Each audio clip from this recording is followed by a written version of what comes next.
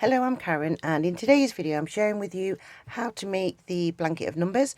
So it's made up of the triangles that I shared in my other video and the hexagons in the middle, and then we use that our tail ends to make the tassels, which is all part of how it becomes a blanket of numbers. I'm just going to turn it over so you can see the reverse side of it. It's absolutely stunning. Okay, so if you've not watched the video where to make the triangle, I'm going to leave a link in the description box for you to be able to do that. And I'll put it in the chat as well. I think I'm just going to move this out of the way because I'm going to make, so for this video what we're doing is I'm sharing with you how to make the hexagons, and I'm going to share with you how to actually join everything together. I've got myself all tangled up with my yarn. Right, okay, so for this particular pattern you can either begin with the magic circle or you can begin with a chain of 3, depending if you can't do the magic circle. Okay, so we're going to, and also leave your tail end about 1.5 to 2 hooks long, so you've got all your tail ends to be able to do your sewing in together. So I'm just going to do the magic circle, and I'm going to do a chain of 2. So if you can't do the magic circle, just begin with a chain of 3 and then you're going to work into your first chain. So we're using the treble crochet if you're in the UK, and it's a double crochet if you're in the US. So we yarn over, go into the loop, yarn over, pull through, yarn over, pull through 2, yarn over, pull through 2. Then we're going to do a chain 1, and then we're going to work 2 of these stitches together. So that's, oops, well, my yarn's going to get tangled up, I can see that already. Okay, so that's 2 of them, and then chain 1, and we're doing 2 more. So we need to have a total of 6 pairs excuse me, or 12 total stitches in the middle. Okay, this particular pattern is from page 1 in the Voynich manuscript, where I said to you I found the hidden pattern, which was the lace sock. So we've got 1, 2, 3, 4, chain 1, and work the 2 stitches,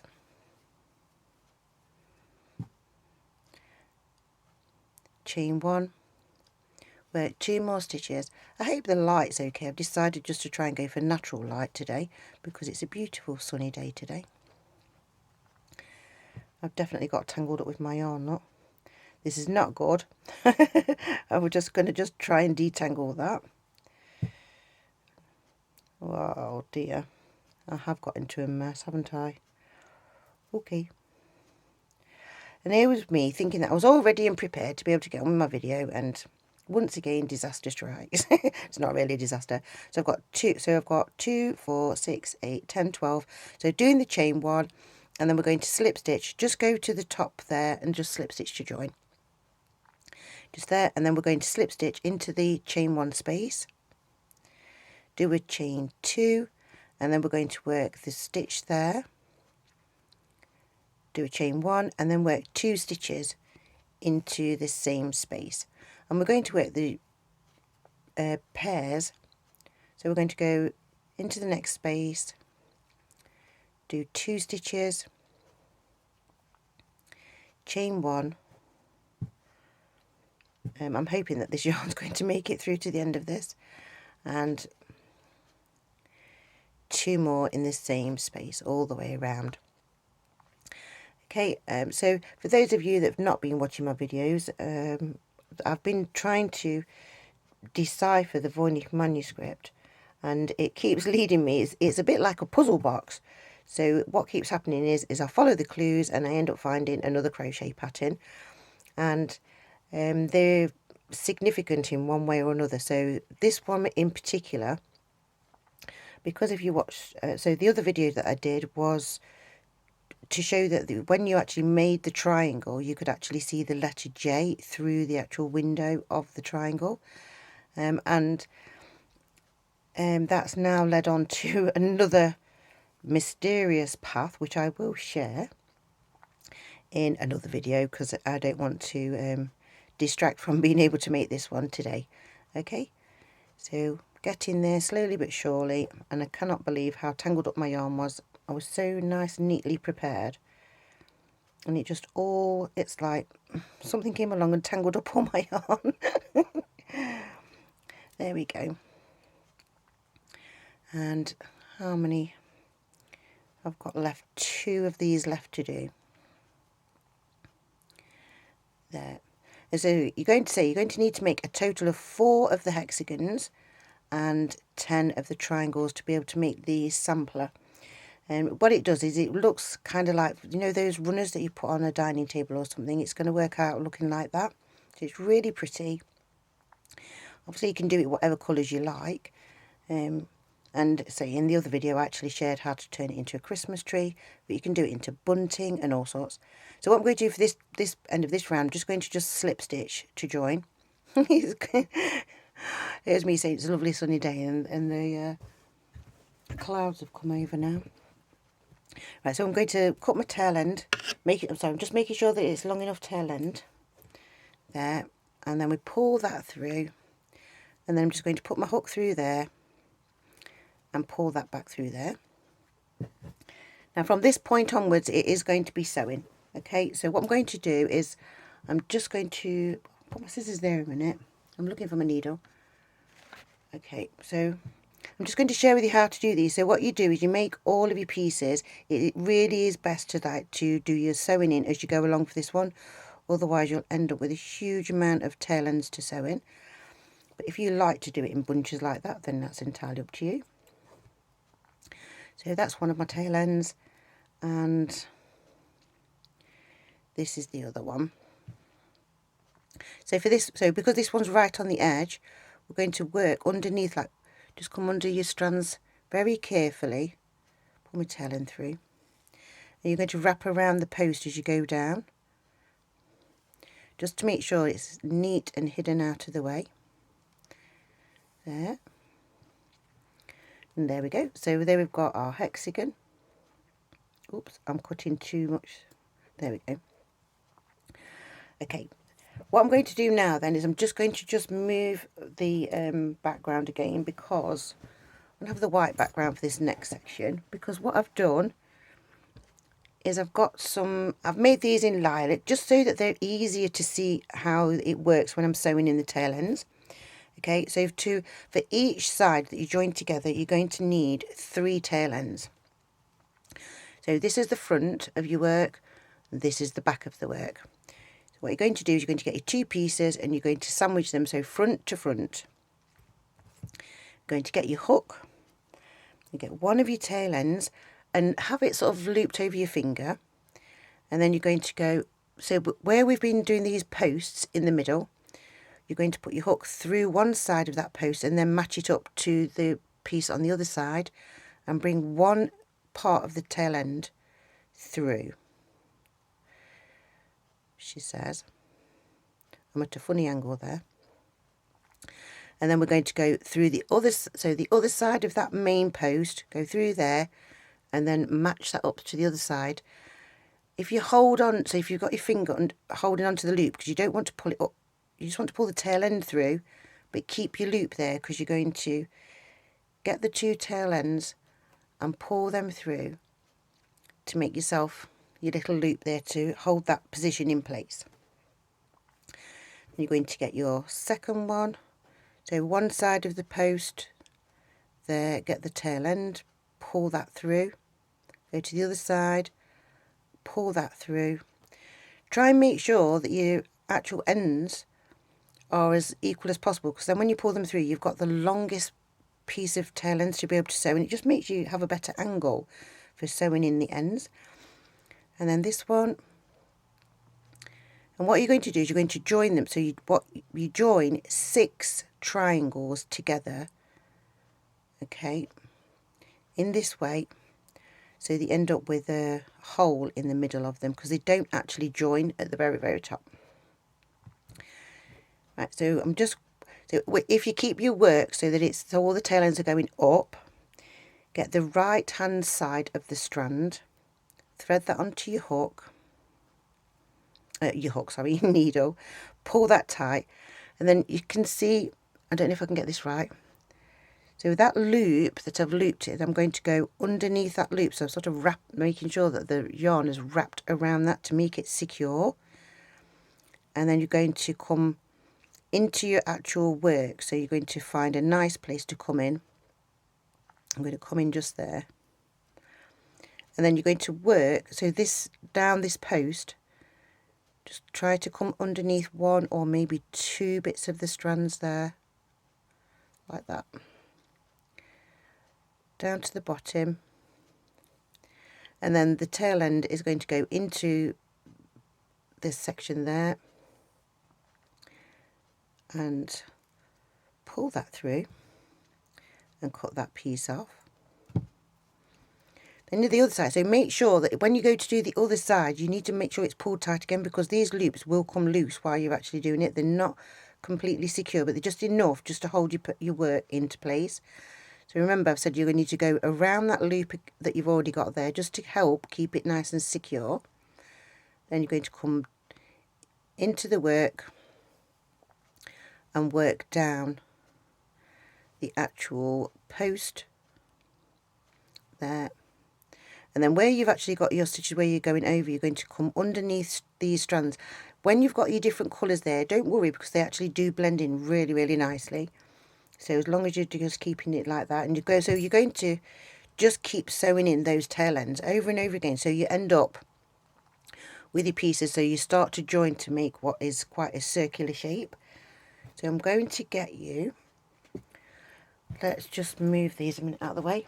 I've got, if I've got them in the right order. So once, this is upside down, once you've actually got them all together, you'll end up with your hole in the middle. So, but you're going to just keep joining. So obviously it's just going to be, you're sandwiching them, joining them, just to make them all the way around like that.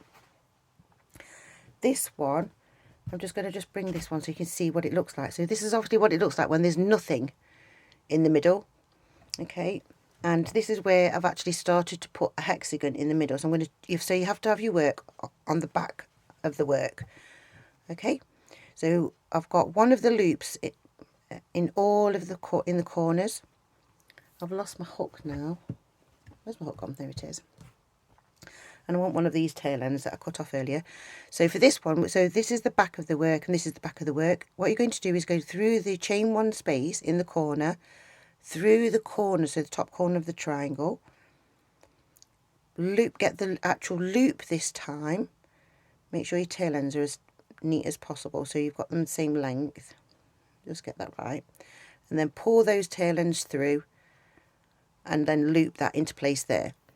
For this one to be able to sew it together, I found it was easier to start with the right hand side and just show you there. Because you've got all sorts of gaps where you can get your fingers in with this, so it's really nice. So you're going to do the loop around, so make sure that's just wrapping around that actual stitch, and then you're going to come down into the white section of the hexagon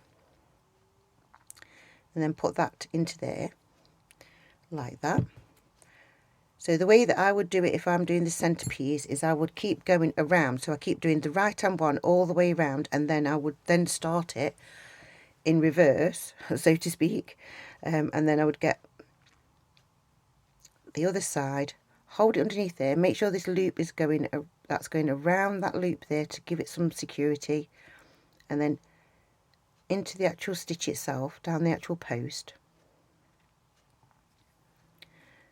There we go.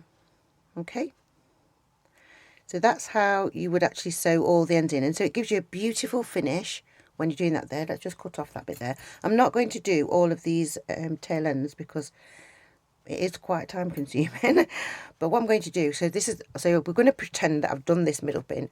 So what we're going to do now is, so this, the edge, we've got this edge section there. Yeah, I'm going to get, where's the hexagon gone I've just made? I've lost the hexagon. Oh, there it is. Okay, so for this, so what you're going to do for this part is you're going to fold them over so you've got point to point. Yeah. I'm just going to put my needle down there. Whoa. That was unexpected. And going to get the hook.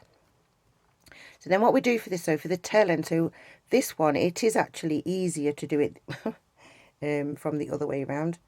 But what we're going to do is we're going to get, so we're going to go through the triangle, through your actual hexagon, pull that through and pull that through so that that's got a join onto there. I've got some more. I've made some bunches of tail ends because of how many things I've been doing. So that's the centerpiece. Then you're going to get this side of your, or the other side, depending where you're going. And so when you've folded it over, you've actually got your, we've got like the corner section. You know, I don't know how to explain that. It's at the other point. So you'd get that there and pull that through and loop that into place. Woo. There. And at the other tail end, I want a loose one, there we go. And then we'll go through this side, through the actual corner point, get the loop. I hope you can see this. There we go, pull that through there and through there. So that is how that is actually latched into place. Obviously you're going to sew it all into place. I'm not going to sew it into place just because I just want to just show you how to actually move forward. Okay, oh, I forgot to say, when you've actually done this main circle here, so that one has 6 pieces, 6 triangles. The other 4 have got join on to the other side there to make your total of your 10, okay? Right, so now what I'm going to do is I'm going to get this has been working with this sparkly yarn, and I've just said the sun's hiding behind the clouds now and I haven't got my other light to be able to share. I hope the light's okay. Right, so this bit is a corner section. Okay, I would normally start at the very centre and start working my way around this way round, but I'm just trying to share with you what you'd actually do. So I want to make sure my tail end's nice and long. So we're going to go into the chain 5 space. You're going to make your chain of 4, 2, 3, 4. This pattern is the double treble crochet stitch if you're in the UK, or it's a treble stitch if you're in the US.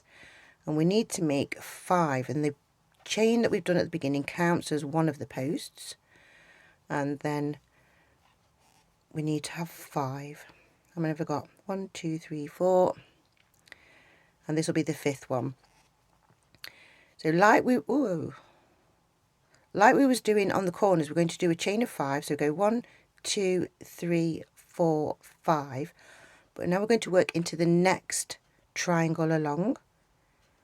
So we go into that one there, and we work 1, 2. I'm so sorry that the sun's gone in. 3. I feel like I'm crocheting in the dark. That's so strange. There we go. So that's my 5 stitches in there. Okay, so that's how you then make it. So you're gonna that's how the corner pieces are going to actually fit. Once you've actually put your tassels in, it does look beautiful. So then we're going to move on to the next one. Okay, so this is because I'm trying to show you how to do the edge piece. Maybe I should have worked myself closer to that one. What I'll do is I'll undo that one just so it's not taking so long. So you work your way all the way along to this point here. I'm just going to I'm sorry, I'm conscious of the time. So you're going to do 5 stitches in this section here.